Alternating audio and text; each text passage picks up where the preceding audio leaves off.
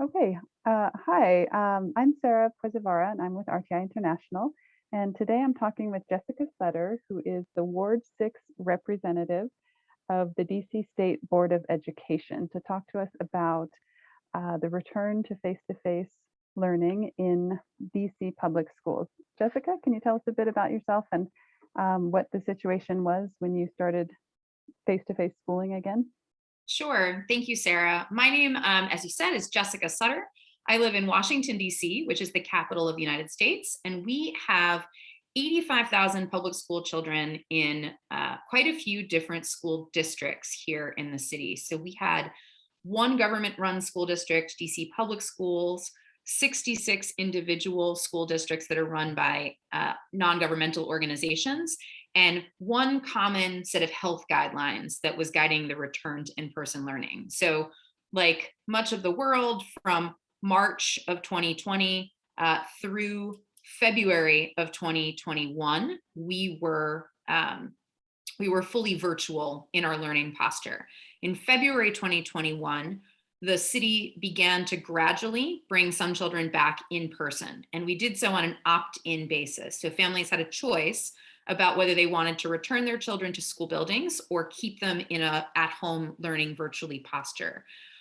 We set some priorities for who we wanted to prioritize in the return to in-person learning. So children who were those of essential workers, folks who worked in medical settings or food delivery settings and needed to be working in person, we prioritized those children to be invited to return to in-person learning, as well as low-income children who might have had a difficult time connecting to the internet at home or having childcare in their home environment. So in February 2021, we offered basically three ways children could engage with school. They could come in person and be instructed by a teacher.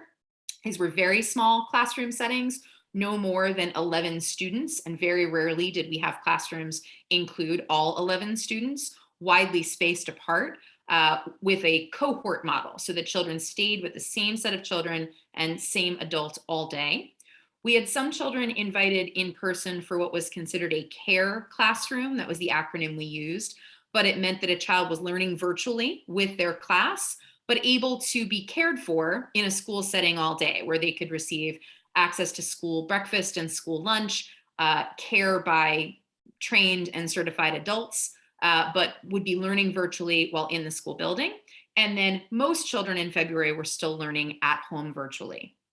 In April 2021, we expanded access for more children to return back to school buildings, inviting more children back and encouraging families to bring children back in person. Our school year ended in June of 2021 and remained on break until August. And in August 2021, it was decided that for all schools across both the government-run schools and the charter or NGO-run schools, that children would be required to come back and learn in person unless they had a medical note exempting them from in-person learning. Okay, and what were the conditions under which schools returned in terms of safety, personal equipment, vaccinations, testing? Yeah. When we came back in August of 2021, vaccines were widely available for adults in Washington, D.C., as well as for children 12 and up. So we had requirement that everyone who returned to school buildings would be wearing a mask all day. We had schools making available personal protective equipment that were surgical masks.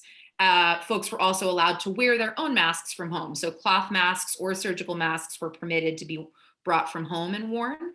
I know some adults in buildings also chose to wear higher level masks like N95s or KN95 masks. So everyone who returned to a building in August was wearing a mask. All adults were required to be vaccinated. So we had all teachers, all adults working in the school who had to be fully vaccinated or had to be tested each week for COVID. We have since moved away from allowing adults to test out of being vaccinated, and every adult who works in a school building at this point is required to be fully vaccinated. We also tried to maintain spacing in the school. So we had all children coming back, but we tried to set up classrooms as much as possible to provide for space between children. We also worked to upgrade ventilation systems in buildings, whether that meant having windows that could open to allow fresh air to circulate in, or changing out the filters on existing HVAC systems for heating and cooling, or in some schools' cases, trying to fully upgrade those ventilation systems. We're still working to get that done for all of our buildings, but that was one of the preparation steps we took for the return to in-person learning, is changes to ventilation to improve airflow. The other thing we did was set up a testing program that all schools would be testing random samples of students and adults in the building each week to check for asymptomatic outbreaks to COVID. We've had some challenges on that I'm happy to talk about, but that protocol is in place, as well as symptomatic testing. So we have the ability for any child who comes to the building and is screened for symptoms each morning. If there's a child who begins to show symptoms during the day, or an adult in the building, there are symptomatic COVID tests available on site so that those cases could be identified and quarantined quickly. Okay. I'm sure the challenges have been pretty well documented, challenges with access to Wi-Fi or keeping children spaced or testing. But could you tell us what happened? Did the plans you put in place work? Did you have to close schools? Did you have outbreaks? And are you happy with the plans you put in place, or would you do something differently if you were to do it over again? What do you think the overall outcome has been? Yeah, so I think overall, we would describe the return to school as a success. We have had children returning back to buildings. We did have some families opt out of returning back to school. They have decided to either continue to school their children at home, and that's a permissible way to do school in Washington, D.C. Families can apply for permission to homeschool. But by and large, we have seen children return to school buildings, and we have seen COVID outbreaks, but in comparison to the number of children back in school buildings, that number of outbreaks has been small. So our most recent tests on November 1st showed that we had 116 cases of COVID in our school settings. While that sounds like a pretty big number, out of 85,000 students, plus all of the adults back in school buildings, it's a relatively small fraction of the people in our school buildings. We have not seen any full schools closed down. We have had classes had to go into quarantine because of positive cases of COVID, either acquired at school or, much more often, cases acquired outside of the school but identified at the school site. So either through the asymptomatic testing or symptomatic testing, children who may have encountered COVID at home, in the neighborhood, or while traveling with family are identified at school. So we've had to quarantine classrooms, we've had to quarantine children, and in a few cases, we've had to quarantine whole grade levels of students. That is typically because there's been an outbreak in an adult where we've had a case of COVID in an adult who interacts with multiple children throughout a school day, and thus that whole grade level has had to quarantine. All that said, we made the decision to return children back to school based on sort of trade-offs in the public health space. We knew that for so much time away from the school building, children were dealing with both learning loss, but also real social emotional difficulties. We had children who were not developing at the rate we might expect because of their time away from interaction with peers or day-to-day language interaction with adults in school settings. We also know that some of our students in Washington, D.C. get their food at school by and large. They access school breakfast and school lunch. And time away from school buildings meant that accessing that public food resource was more difficult and challenging. So we had children dealing with real hunger issues. We also had cases where when we've returned children to school, especially for adolescents, we've seen an increase in fights and disagreements and altercations between students because of the lack of interaction with their age group peers for such a long period of time. So we knew those things were happening, And we felt it was very important to return children back to an in-person school setting, even though we knew that COVID cases might pop up. One of the reasons we felt so strongly about that is we did have high rates of vaccination among our adults, and we were able to work with our teacher labor unions to say that all teachers would be vaccinated, which would help protect our young people who couldn't yet be vaccinated.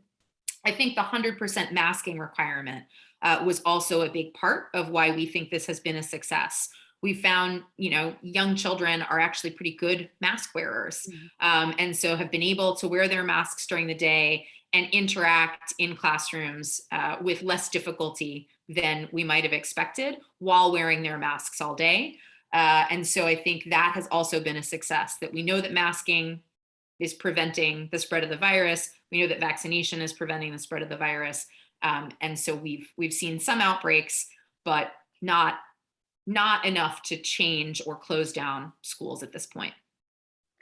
Sounds like you also had to do quite a lot of communication with parents in actually convincing parents to come back to school. Is that the case? And do you have any recommendations on what worked? I think you have quite a multilingual population in DC as well. What are some strategies you had for communicating with parents? Yes, communication, I think, is one of the uh, key lessons that we've learned about this return to in-person learning. So, one is how we communicate what the changes are with families. Throughout this pandemic, the information changes at a very rapid rate. And finding consistent ways to communicate with families has been a challenge. One way we've done so is via digital means. We've got websites and email blasts, social media use, but not all of our families have had reliable internet access or are savvy users of the internet and social media. So we've also had to use sort of press conferences that are carried on the radio, flyers that are sent home, as well as other sort of means of public communication. We've done advertisements on buses throughout the city, as well as in some cases, actual sort of door-to-door communication for families to make sure that information has been updated. A lot of that work was done around vaccination. There was a lot of in-community outreach via places of worship, community centers, grocery stores, et cetera. But we've also found that communication needed to happen on a person-to-person level. So when we made it possible for families to return to school in February, I think there was an interest in saying to some families, we know your child may need to come back to school. So whether your family is low income or essential workers and you need that access to in-person care, we'd like to invite you back to school. Not everybody was excited about that invitation as perhaps we thought they might be. We found that there was a big difference when schools did personal outreach, when school principals, when school teachers reached out to families to say, what questions do you have about returning to school? Come walk through the school building with us. Let us show you how we're keeping your children safe. That made a very big difference for some of our families in trusting that their children would be safe if they returned to in-person schooling. The other thing about communication is that with our many different schools have done their return each a little differently. They've all had to comply with the same health guidance, but for instance, with quarantining, the guidance in the United States says that only close contacts of a person exposed to COVID for a distinct period of time while unmasked in close quarters need to quarantine. Some schools have found that it is actually more practical for continuity of learning to say, if a child in a classroom tests positive for COVID, we're going to quarantine the whole classroom so that a teacher can instruct virtually from home for the period of quarantine versus having some children learning at home and some children in classrooms where there might be inconsistency of how children can access the learning. Other schools have said, no, it's more important to keep most children in the building and to give children at home instruction while others continue to learn in the classroom. Because it is different from school site to school site, communicating to families about why things are happening and how they are different has been a challenge. Okay, thank you so much, Dr. Sutter. I wish we had more time, but thank you for being with me today and sharing your experience. And if we have other questions, we can maybe get back to you offline. Wonderful. Thanks so much for having me today. Thank you.